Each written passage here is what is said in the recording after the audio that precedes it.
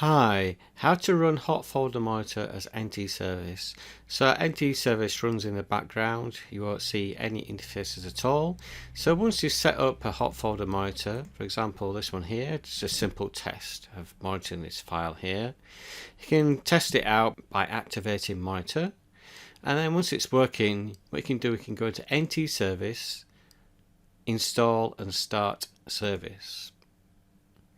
Now that will install a service on your machine. So if you go on to view services,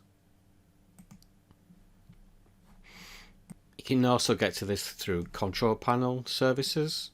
If you look down for hot folder monitor, you can see there it's started okay, and by default it would start under local system. Now you can change the user that it runs under if you want to.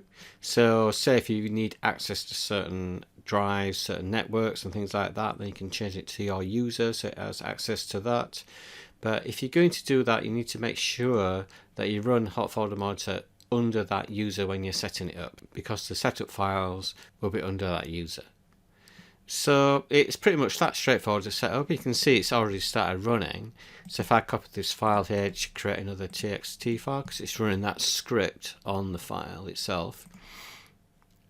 And it creates a txt file, so you can see there that it's processed two files now. And every time now you set up hotfolder monitor, it will show that the service is running, and it would just go into config mode in the monitor here. So you can change the settings to whatever you want, and then once you've changed the settings, you just go on to NT service, install and start service. What it will do is actually stop the original one, uninstall it, and then install the new one with the new settings. So it's that straightforward really. You can look at the logs in the usual way, so you can view process logs for example.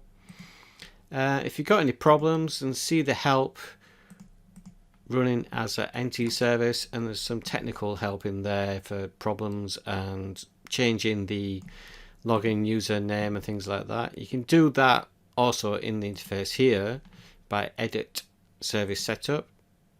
And you can change the account username and password in there if you want to. But as I say, using it as local system should work in most of the cases. If you're using local drives for processing, then that should work fine. Just download the software and give it a try. If you need any help, then contact us at support@traction-software.co.uk.